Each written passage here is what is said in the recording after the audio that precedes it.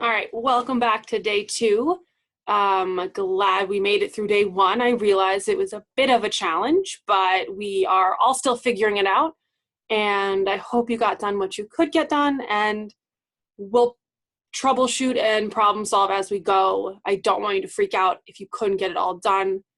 Just make sure you reach out to me either in Schoolology in the chat or you send me a text message, whichever one. But let's get into today. Today is day 2. To answer the riddle from yesterday, which weighs more, a ton of feathers or a ton of concrete?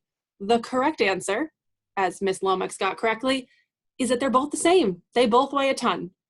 Congrats to those who got it. Let's see if you can get this one. What can you catch but you can't throw? Think about it. Let me know in your do now. What do you think? What can you catch but not throw? All right, so going into today, our new unit, building off what we just talked about DNA, chromosomes, and cells, is thinking about viruses.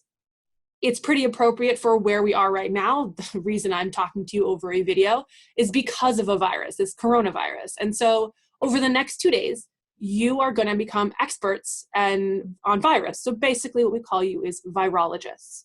And so that is the goal for that, for the next 2 days. So today we're going to start by just going into what is a virus. There's a lot of debate over are viruses living or not living. And so today we're going to be thinking about that exact question. And the claim I'm giving you to think about throughout this lesson is viruses aren't alive. And so your goal is to figure out, well, is that true or not? And so as we go through the lesson today, your goal is to think about, are viruses alive? I'm saying they're not saying that's right or wrong, but I want you to either prove me right or prove me wrong. And so after today, when we figure out, do we agree that viruses are alive or not alive? Tomorrow, you are going to create a grand proposal for a virus to study and why it's important that we study it. Many of you will choose the coronavirus, and that's absolutely okay, but we'll get into that tomorrow. Just to make things a little bit easier, I'm going to walk you through Schoology and how to get to exactly what you need to get to and looking at the worksheet. Hopefully that'll make things easier than they were yesterday. So, all right, so now I'm going to show you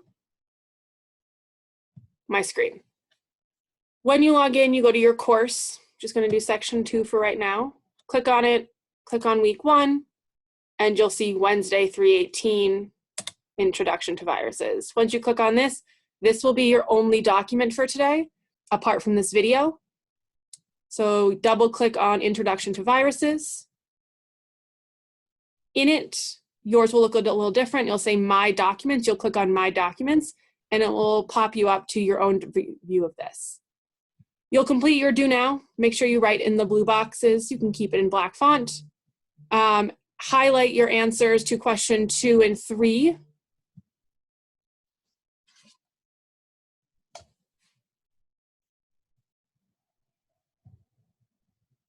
And then go on to look at the part 1. So part 1 is the introduction reading. You're going to read it and summarize in the box. This will be your first piece of evidence. Part 2 is a mini question formulation technique. You'll watch this video, click on the link, it's a YouTube video, and you're going to thinking about this question focus, viruses by themselves are not alive. As you watch, you're going to think of at least 4 questions that come to mind that you might want to answer when we talk about our grant proposal later on this class and tomorrow.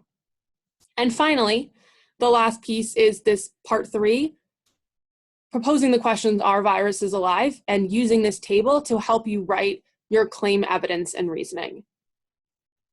You can use all 3 sources of data, so the reading, the video, and the table above to answer your claim evidence and reasoning. There should be at least 3 pieces of evidence. Again, 3 pieces of evidence to support your claim, whether you think viruses are alive or not alive. A reminder, claim is just 1 sentence, very clear, very simple, no because. And that's it. Once you're done, make sure you press submit. It will be in your upper right-hand corner. But Other than that, that's all you need to know. So again, reach out if you have questions.